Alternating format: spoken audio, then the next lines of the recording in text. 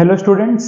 आज हम जो टॉपिक पढ़ेंगे यूनिट मेजरमेंट एंड डायमेंशन का, वो बहुत ही इंटरेस्टिंग टॉपिक है क्योंकि आज हम डायमेंशनल एनालिसिस को यूज करके अननोन फॉर्मूलाज को डिराइव करेंगे। तो हो सकता है आपने उस फॉर्मूला को कभी ना पढ़ा हो, लेकिन सिर्फ ये जानने से कि जिस फिजिकल क्वांटिटी का फॉर्मूला ढूंढ रहे हो वो फिजिकल क्वांटिटी दूसरे फिजिकल क्वांटिटीज पे किस तरह से डिपेंडेंट है, इस इंफॉर्मेशन से भी आप फॉर्मूले को डिराइव कर सकते हो। तो हमने पहले ही एप्लीकेशन ऑफ डायमेंशनल एनालिसिस देखा है, कन्वर्जन ऑफ यूनिट्स में, checking weather equation is correct और नॉट में। अब हम डायमेंशनल एनालिसिस का यूज करके एक्चुअली में फॉर्मूले को हम डिराइव करेंगे।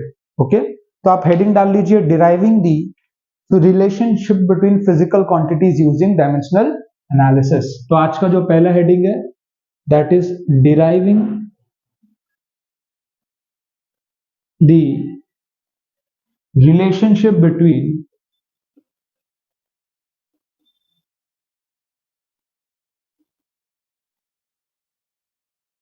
deriving the relationship between physical quantities using dimensional analysis using dimensional analysis deriving the relationship between physical quantities using dimensional analysis। तो हम बेसिकली फिजिकल क्वांटिटीज के बीच में रिलेशन बताना यानी कि फॉर्मूला डिराइव करना। इसको सीखने के लिए बात तो बहुत सिंपल है, हम डायरेक्टली क्वेश्चन से स्टार्ट करते हैं और एग्जांपल्स के साथ ही इसे सीखते हैं। तो मैं पहला क्वेश्चन बोर्ड पे लिखता हूं, फिर हम देखते हैं कि उसको हम कैसे सॉल्व कर सकते हैं। ठीक है, force F, force F on a particle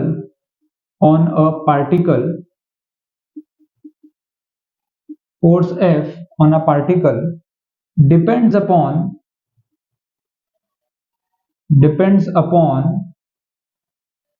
पहला mass m of particle,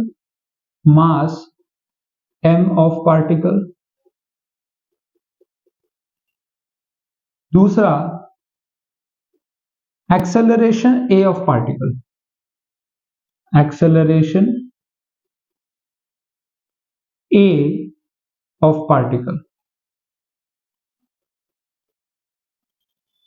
Question is find the expression for F.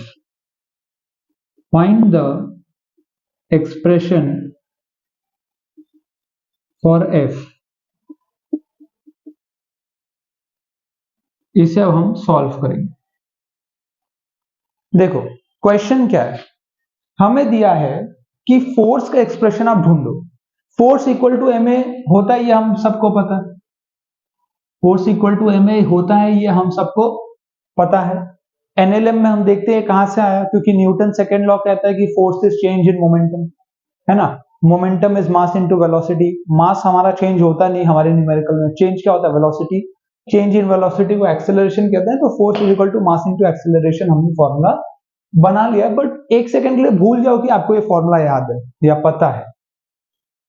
Force F on a particle depends upon mass and acceleration, ये हमें दिया गया है कि कोई भी पार्टिकल पे अगर आप फोर्स लगाते हो तो उस पार्टिकल का मास और उस पार्टिकल के एक्सेलरेशन पे वो फोर्स डिपेंड करता है।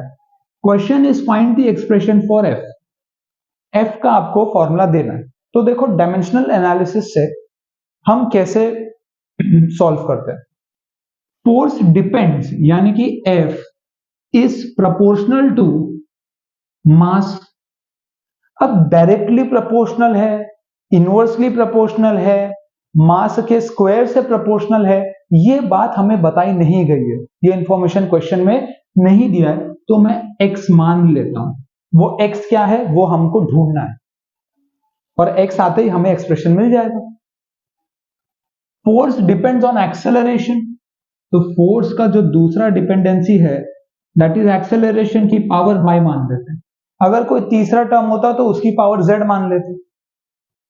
यानी कि फोर्स को अगर मैं कहूं it is proportional to m की पावर x एंड a की पावर y। प्रोपोर्शनैलिटी हटाने के लिए मुझे एक प्रोपोर्शनैलिटी कांस्टेंट लाना पड़ेगा।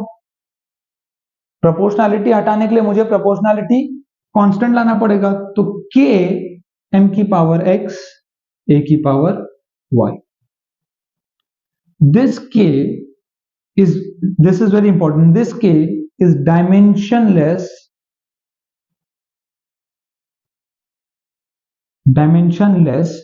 proportionality constant.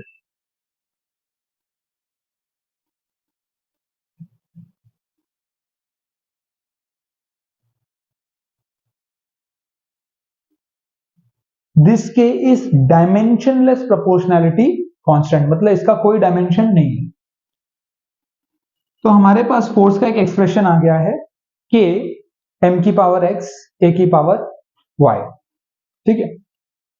पर ये इनफ नहीं है, ये सोल्यूशन नहीं है।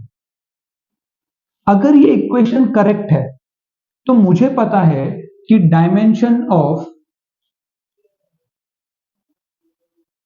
LHS equal to dimension of RHS, dimension of LHS equal to dimension of RHS, अगर कोई इक्वेशन ट्रू है तो। फोर्स का डायमेंशन क्या है? फोर्स का डायमेंशन हमें पता है m l t की पावर -2। डायमेंशन ऑफ RHS क्या है?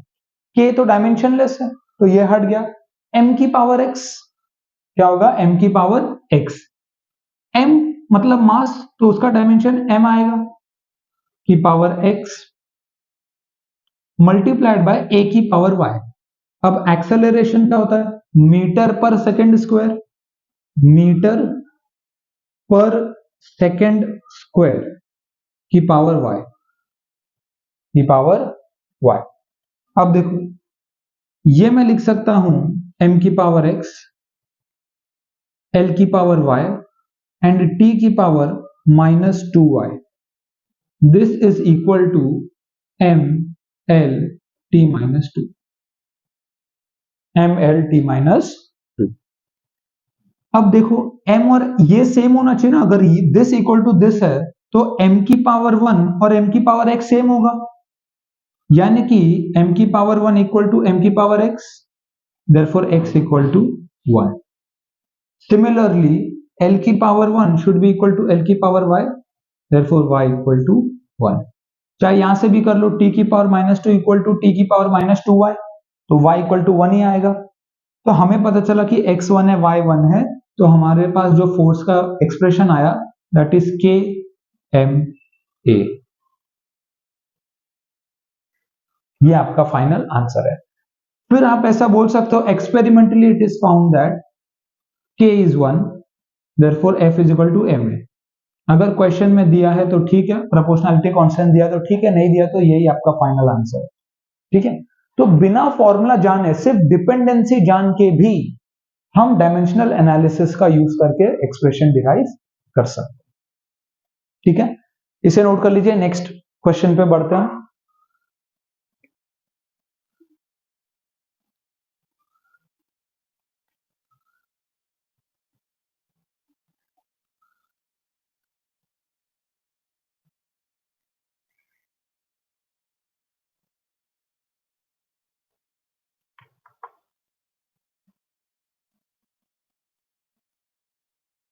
चलिए अगला जो क्वेश्चन है हमारे पास, that is time period T of a simple pendulum.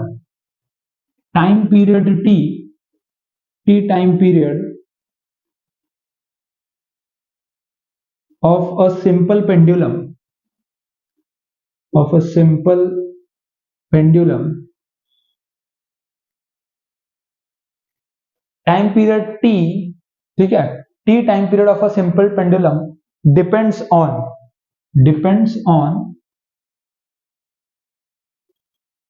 First आप लिख लो लेंथ ऑफ पेंडुलम l, ठीक है, लेंथ ऑफ पेंडुलम l। दूसरा it depends on mass of bob m, mass of bob m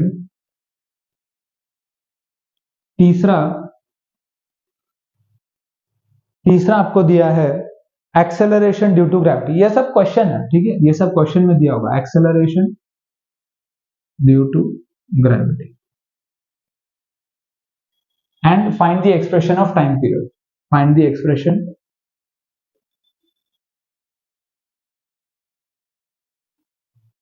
of time period. चलिए इसे solve करते हैं।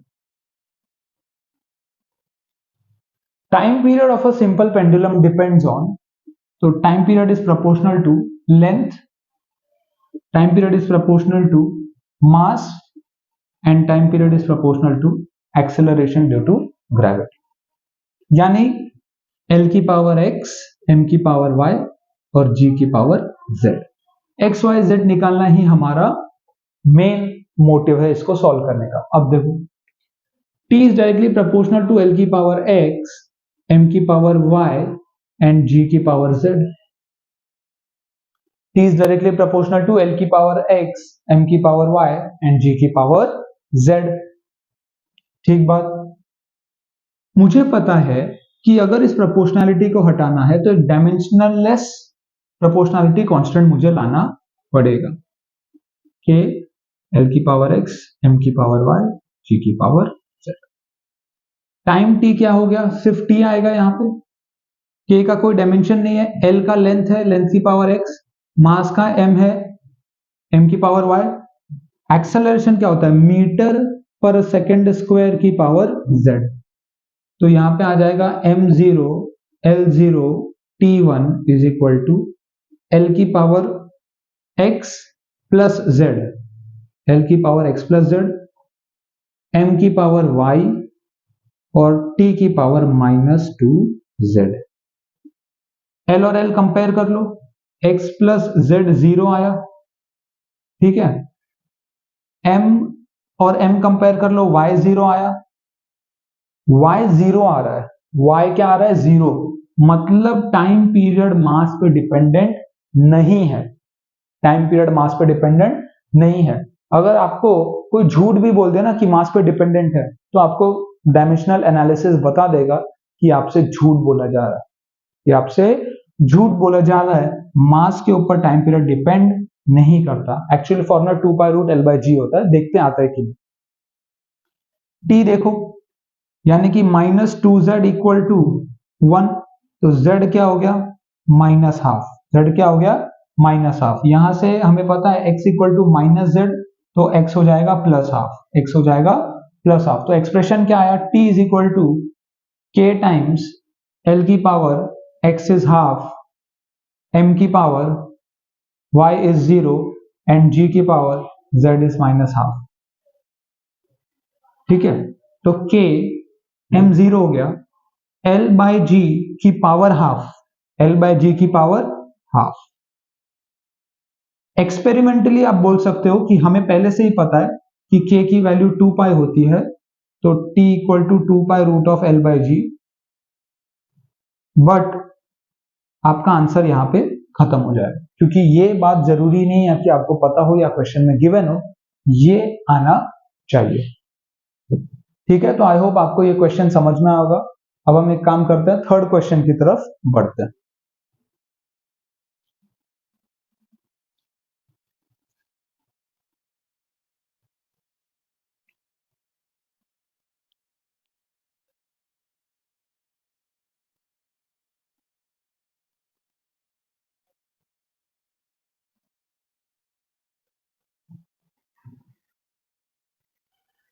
थर्ड क्वेश्चन की तरफ बढ़ते हैं। चलिए, अगला है सेंट्रीपिटल फोर्स, अगला है centripetal force. Centripetal force F, centripetal force F acting on a particle of mass m, acting on a particle of mass m moving in a circle of radius r, moving in a circle of radius r with velocity v depends on with velocity v depends on m, v and r. m, v and r. Find expression for f. Find expression for f. ये question है। Centripetal force F particle पे act कर रहा है, particle का मास m है, particle circle में घूम रहा है, उस सर्कल का रेडियस r दिया है और वेलोसिटी पार्टिकल की v है, और जो सेंट्रीपिटल फोर्स है वो mvr पे डिपेंड करता है। ठीक है, चलो इसको सॉल्व करते हैं। इसको हम सॉल्व कैसे करेंगे? फोर्स इज डिपेंडेंट ऑन, मैं डायरेक्ट लिख रहा हूं, बार बार अलग नहीं लिखूंगा, मास की पावर x, वेलोसिटी की पावर y एंड रेडियस की पावर z। ठीक है, तो यहां से आप क्या लिख दोगे? F is equal to k mass की पावर x, v की पावर y एंड r की पावर z। कोई बुराई नहीं। ठीक है, अब देखो LHS RHS का डायमेंशन सेम होना चाहिए। फोर्स का डायमेंशन क्या है? ml t minus two, ml t minus two. Mass का डायमेंशन क्या है? ये इक्वेट करोगे, मास का डायमेंशन m हो जाएगा, m की power x multiplied by v क्या है? वेलोसिटी, मीटर पर सेकेंड की पावर y, और रेडियस क्या है? लेंथ की पावर z। यानी कि ये हो जाएगा m की पावर x, l की power y plus z, t की पावर माइनस y। यह है m1 l1 t minus to. यानी कि अगर कंपेयर करें तो m की पावर 1 बराबर m की power x, therefore x equal to 1। यहां पे क्या आ जाएगा? y plus Z is equal to 1। ठीक है, एक इक्वेशन मिल गई। और यहां पे आ जाएगा minus Y is equal to minus two, therefore y is equal to 2। तो y को 2 पुट कर दो तो z इक्वल टू माइनस। तो एक्सप्रेशन क्या आया? f is equal to k m की पावर x, v की power y that is v square and r की power minus y, mv square by r। यहां पे हमें पता है फॉर्मूला से कि k1 होता है और fcp यानी कि सेंट्रीपिटल फोर्स होता है mv स्क्वायर बाय। ठीक है, तो आई होप आपको ये क्लैरिटी यहां पे आ रही हो। एक क्वेश्चन और देखते हैं ऐसे ही, मैं इसको इरेज कर रहा हूं, आप नोट डाउन कर लेना।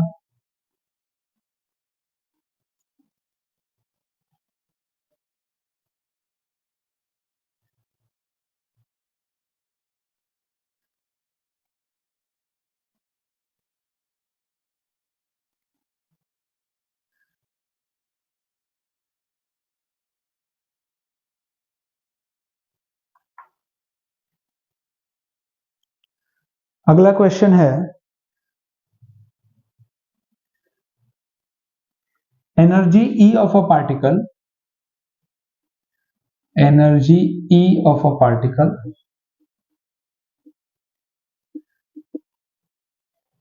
of mass m executing SHM with amplitude A, executing SHM with amplitude A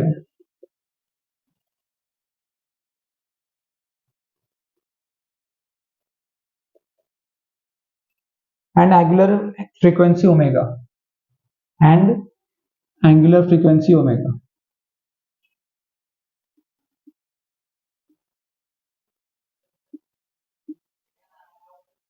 depends upon m, a and omega, depends upon m, a and omega. Find expression for E.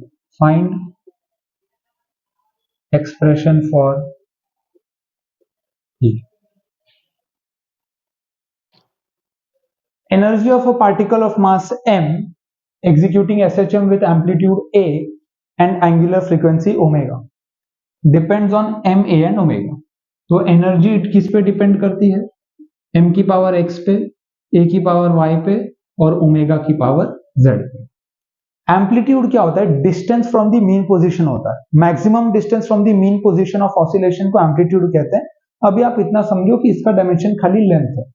Energy हमें पता है M L square T minus to.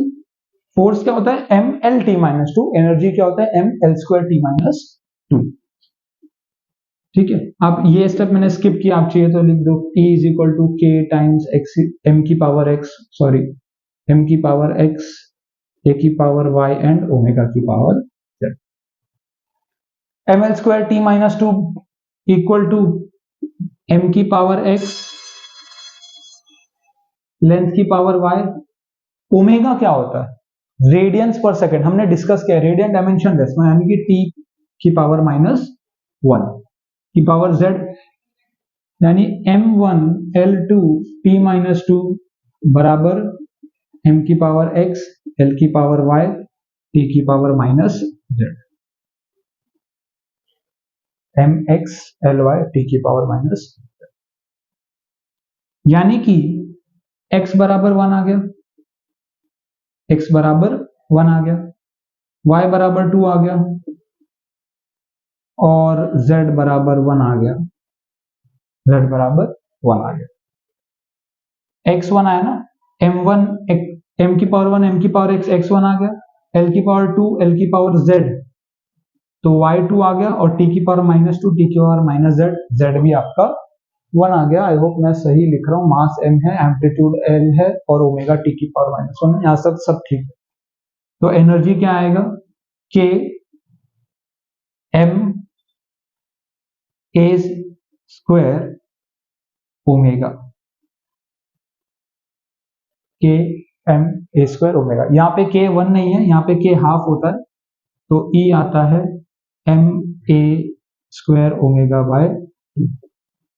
ये आपको नहीं पता होगा अभी तो भी चलेगा, यहां तक आपका आंसर आ जाना चाहिए. ठीक है, अब हम एक काम करते हैं, हम जेई एडवांस का एक क्वेश्चन सॉल्व करते हैं. जेई एडवांस 2015 में भी आया था, आई थिंक जेई एडवांस 2016 में भी आया था, तो वो क्वेश्चन एक बार सॉल्व करते हैं. और वो बहुत ही इंटरेस्टिंग क्वेश्चन है, एक नया टाइप का क्वेश्चन आपको देखने मिलेगा. ठीक है, ये तो आप समझ ही गए होंगे, बार बार वही रिपीट हो रहा है, तो इसका अब हम यहीं पे रोक देंगे और जेई एडवांस का एक टाइप देखते हैं. एडवांस 2015-16 में आया था ये क्वेश्चन. ध्यान से सुनना जरा, क्वेश्चन आपको जरा ध्यान से सुनना है. If force F, velocity v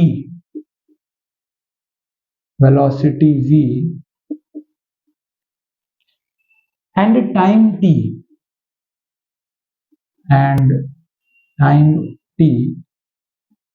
are fundamental quantities,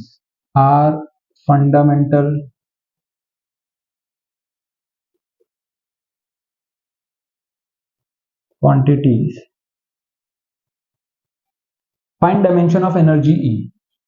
Find dimension of energy E. ठीक है, ऑप्शन ए दिया है F v की पावर -1 t की पावर -1.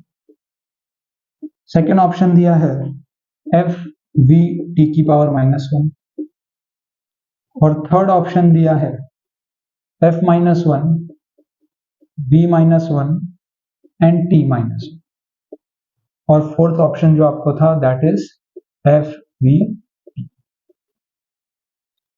इसे 2 मिनट ट्राई करिए, पॉज करिए, ट्राई करिए, फिर मैं करता हूं. ठीक है, पॉज कर लिया, ट्राई कर लिया. चलो, हमें क्या पता है, हम हर डायमेंशन को mlt के टर्म में निकालते हैं क्योंकि ये फंडामेंटल फिजिकल क्वांटिटीज है. जब मैं कहता हूं कि F is equal to M L T minus two, M one L one T minus two. मैं कह रहा हूं कि फोर्स मास में उसका डायमेंशन 1 है, लेंथ में उसका डायमेंशन 1 है, और टाइम में उसका डायमेंशन -2 है। मतलब मास से डायरेक्टली प्रोपोर्शनल है, लेंथ से डायरेक्टली प्रोपोर्शनल है, और टाइम के स्क्वायर से इनवर्सली प्रोपोर्शनल है। क्योंकि मास क्या होता है और फोर्स क्या होता है? Mass into acceleration. Mass into acceleration क्या होता है? मीटर पर सेकेंड स्क्वायर। ये केजी लिख दो, केजी मीटर पर सेकेंड स्क्वायर। तो बेसिकली डायमेंशन डिपेंडेंसी तो बता रहा है। हम अभी तक क्या कर रहे हैं? डायमेंशनल एनालिसिस में डिपेंडेंसी चेक कर रहे हैं। तो बेसिकली वो पूछ रहा है कि एनर्जी फोर्स, वेलोसिटी और टाइम पे कैसे डिपेंडेंट है। इन चारों में से कौन सा वो कॉम्बिनेशन होगा जो एनर्जी को करेक्टली डायमेंशनली और हर तरीके से करेक्टली डिफाइन कर पाएगा। इतना डिफिकल्ट है नहीं ये क्वेश्चन, एक्चुअली जेई एडवांस में आता है। एनर्जी का मुझे एफ, वी और टी से रिश्ता निकालना है, तो मैं कह देता हूं कि वो एफ की पावर एक्स पे डिपेंडेंट है, वी की पावर वाई पे डिपेंडेंट है, और टी की पावर जेड पे डिपेंडेंट है। ठीक है, अब दोनों के डायमेंशंस को मैच कर लो, इक्वल टू के वगैरह लिखने की यहां पे जरूरत नहीं है। एनर्जी क्या होता है? M L square T minus two. Force क्या होता है? M L T minus two की पावर एक्स। वेलोसिटी क्या होता है? मीटर पर सेकेंड की पावर वाई, और टाइम तो टी होता है की पावर जेड। तो यहां पे m क्या आएगा? देखो, m की पावर x, l की पावर x प्लस वाई, और t की power -2x minus Y plus Z. ये हो जाएगा M L square T minus two के बराबर M L square T minus two के बराबर एम कंपेयर कर लो, x 1 आ गया, इजी। x प्लस वाई 2 है, एल कंपेयर किया तो x प्लस वाई क्या आया? 2। x 1 है तो y क्या आ जाएगा? 1। यहां पुट करो, -2 क्योंकि x 1 है, -1 प्लस जेड इक्वल टू -2, है ना? t की power -2 cancel, z equal to 1, z equal to 1। यानी कि E is directly proportional to f की पावर 1, v की पावर 1, t की पावर 1, तो F V T is the correct option. तो डायमेंशनल एनालिसिस से डायरेक्टली आईआईटी जेई के paper में क्वेश्चन आते हैं, और नीट में तो ऑब्वियसली आते ही हैं, जेई मेंस सीईटी हर जगह आते हैं। ये इंपॉर्टेंट टॉपिक है, तो इसलिए मैंने आपको बता दिया। एक जेई एडवांस का भी क्वेश्चन हमने कर लिया। अगर आपको कॉन्फिडेंस है, आप कर सकते हो, कोई डरने वाली बात नहीं है। खाली बेसिक डायमेंशनल आपको एनालिसिस करने यहाँ पे आना चाहिए। एक लास्ट टॉपिक जो डिस्कस करेंगे हम, दैट इज ड्रॉबैक और लिमिटेशन ऑफ डायमेंशनल एनालिसिस। तो आखिरी हेडिंग डाल लीजिए, लिमिटेशन ऑफ डायमेंशनल एनालिसिस।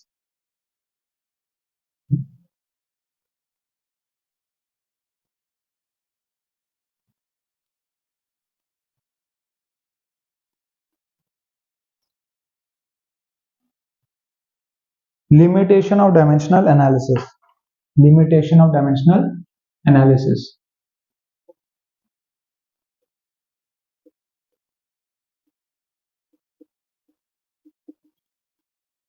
पहला क्या है? आपने एक चीज ऑब्जर्व किया, डायमेंशनल एनालिसिस से के की वैल्यू हम पता नहीं कर सकते। पहला लिमिटेशन क्या है? We cannot find out the value of K dimensionality, sorry, proportionality constant.